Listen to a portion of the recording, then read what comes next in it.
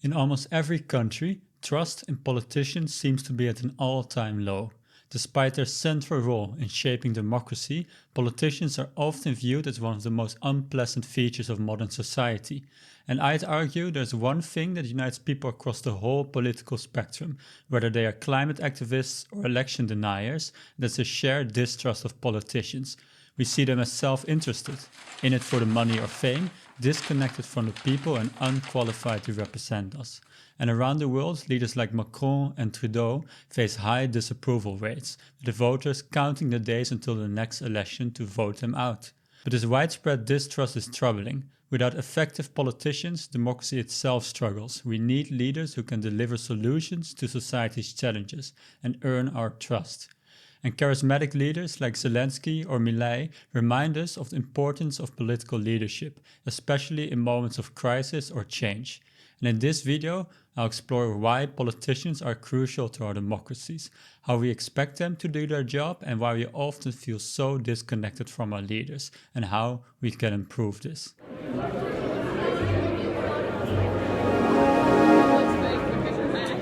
To start this video, I want to explain what exactly the job of a politician is. A politician is someone who holds or seeks an elected office in government. They actively participate in political processes and discussions, either through their political party or their role in government. At their core, politicians seek office to gain power and authority to implement changes and make an impact on their communities. And there are several types of political leaders in government. The most obvious one are the ones who run for the executive branch, such as presidents, prime ministers, governors, mayors, or ministers.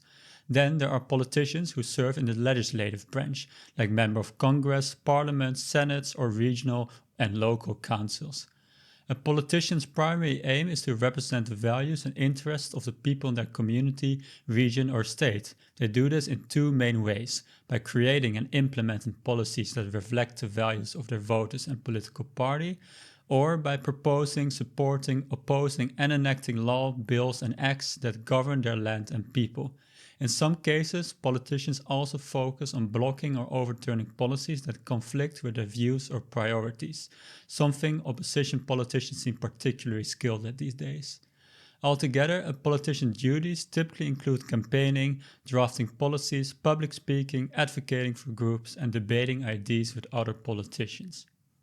While politicians ideally have a clear job, in practice it's anything but straightforward. The hardest part of a politician's work is maintaining a delicate balance. On one hand, politicians must reflect the values and interests of the people they represent. This is vital. After all, how likely is a politician from Manhattan to champion the causes of rural coal miners or farmers? But on the other hand, they also have a responsibility to safeguard the long-term well-being of their community. This often involves making tough decisions that don't align with the immediate desires of their voters. And this balancing act is incredibly difficult.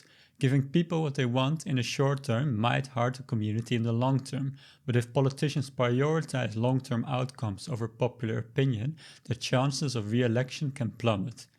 In essence, politicians can be pure servants of citizens. They are representatives who must rely on their own judgment to decide how to best achieve the aims of the people. Moreover, it's unrealistic to expect politicians to know the values and the goals of all citizens on every issue, especially when dealing with the complexities of modern law and policies.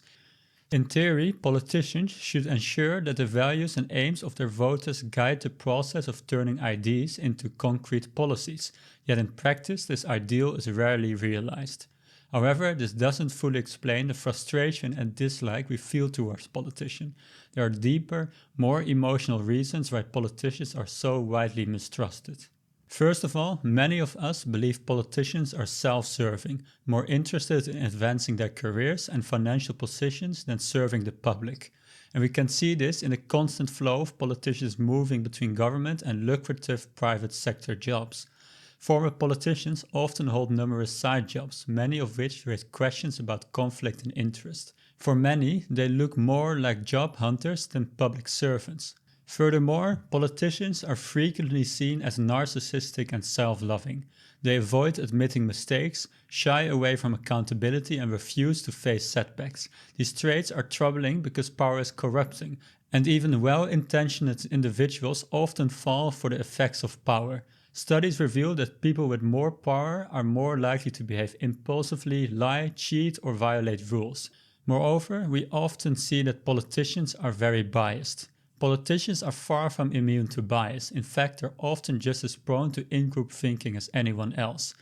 Representative democracy was built on the idea that elected officials should carefully weigh evidence, but research suggests that politicians do the opposite.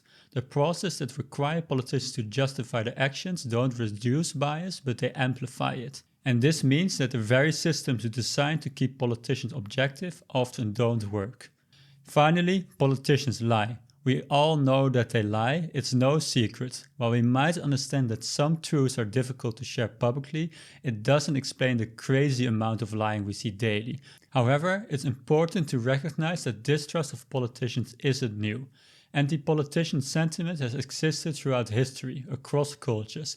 Even Abraham Lincoln, now celebrated as one of America's greatest heroes, was vilified during his lifetime, much like politicians are today. And his immense popularity only emerged after his death. This shows that while frustration with politicians feels unique, it's part of a long-standing pattern.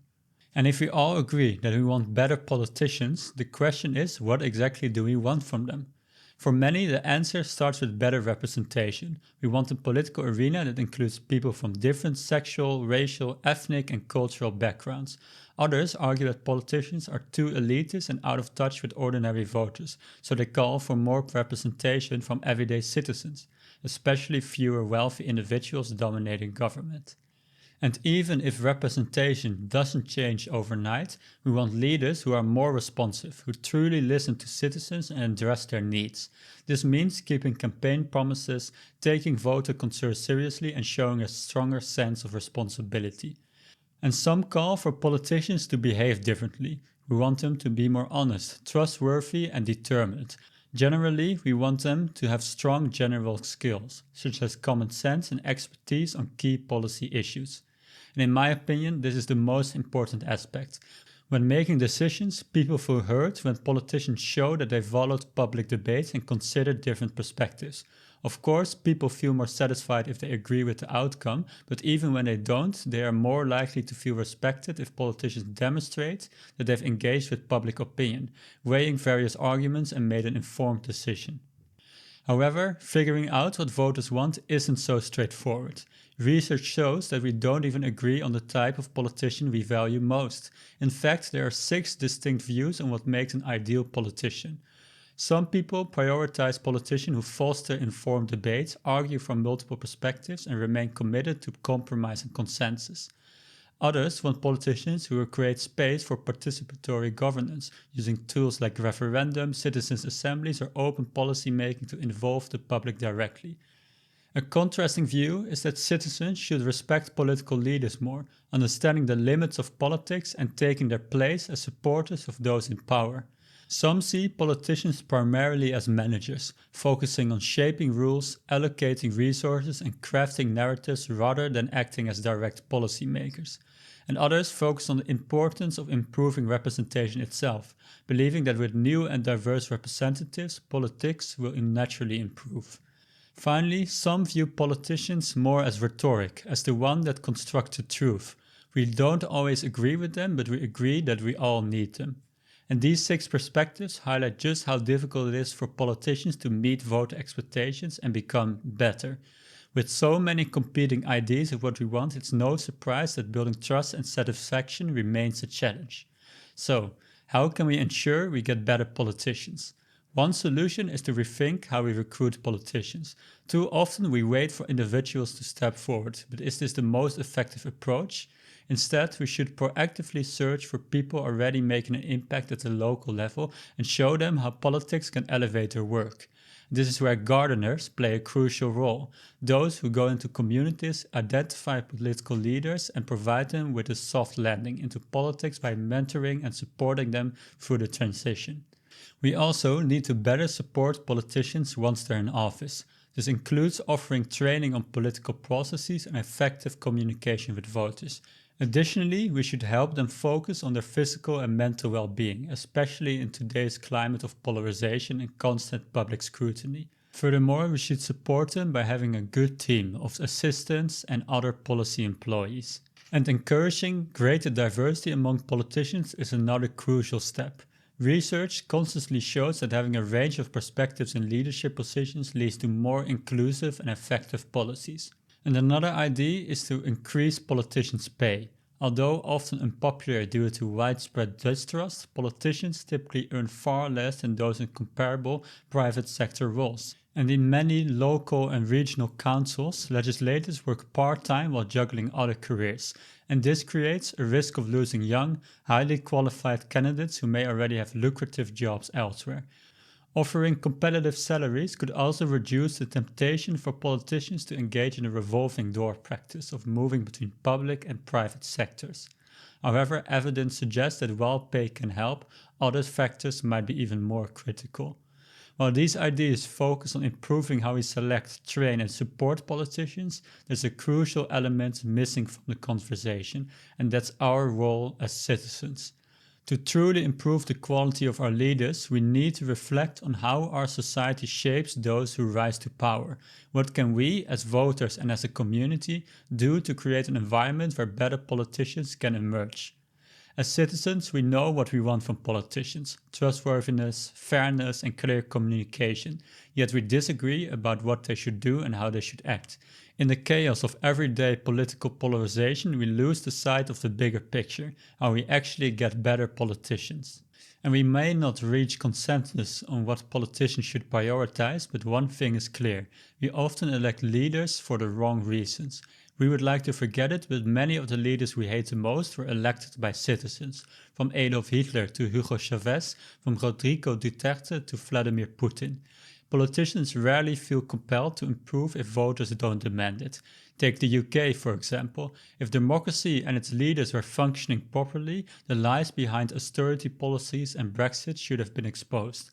Politicians pushing these agendas would have faced consequences at the ballot box. But instead of asking what was at fault, be it the self-interested politicians, uninformed voters, or ignorant media, we should hold up a mirror to society.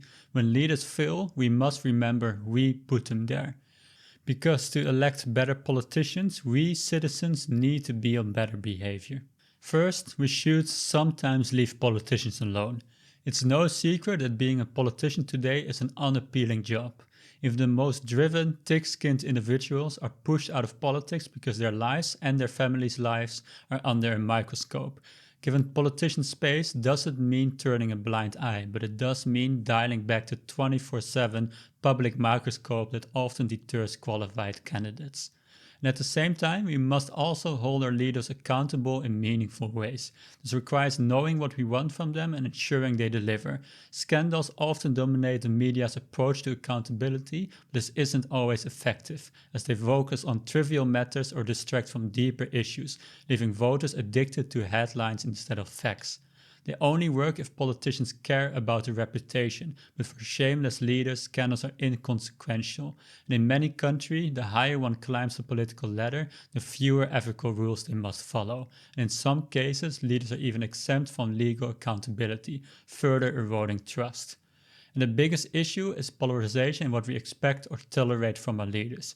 Consider how much we hate it when politicians lie. Yet many voters accept lies if they believe their side is fighting an epic battle against the opposition. Politicians are incentivized to prioritize short-term wins over honesty because voters reward this behavior. This hypocrisy undermines the democratic process. We often elect politicians based on name recognition or charisma, qualities that have little to do with governing. Elections should be about selecting leaders capable of writing laws, managing budgets, and solving problems. Instead, they often reward those best at campaigning, not governing. And if we can't agree on what we want from politicians, this deepens disillusionment. But there's hope. Research shows that polarization and cynicism doesn't have to be permanent. The way politics is perceived in a community significantly influences who steps up as leaders. In some societies, politics is viewed as a way to gain status, leading self-interested individuals to run for office. But in communities that emphasize public service, candidates who genuinely want to help the communities are more likely to emerge. And when this happens, governance improves. Policies become better aligned with citizens' needs and trust in democracy increases. Ultimately, the answer lies in tweaking the system that govern our societies. Good systems attract good people, while rotten systems attract rotten people. While some individuals may always be self-serving or susceptible to corruption, the right systems can counteract these tendencies. By demanding more from ourselves and our leaders, and by creating systems that encourage integrity and competence, we can foster the kind of politicians we want and we need. And when politicians have a clear mandate from their citizens, they are empowered to do their job effectively. This starts with listening carefully to the public, identifying and naming the conflicting values and interests at play. If politicians clearly explain their decisions and demonstrate how they have followed public debates, weighed perspectives, and considered diverse viewpoints, even those who disagree with the outcome are more likely to feel heard and respected. This process of transparency fosters trust and acceptance, even in contentious situations. Politicians should also outline the dilemmas they face and openly acknowledge the limits of what they can achieve, whether these are financial, bureaucratic, or legal constraints. And sometimes they might even need to admit that society is complex, voters are complex, and that they're just human beings doing their best. Honesty about challenges can go a long way toward restoring faith in leadership. Thus, a democratic society might establish constitutions, legal frameworks, and strong bureaucratic systems, but without the right leadership, these structures will fall short. Our collective task is twofold: to hold today's leaders accountable and to prepare tomorrow's leaders with the skills, values, and democratic principles necessary to serve effectively. And by doing this, we can build a future where leadership reflects the best of society, one where politicians work for the people and democracy thrives for all.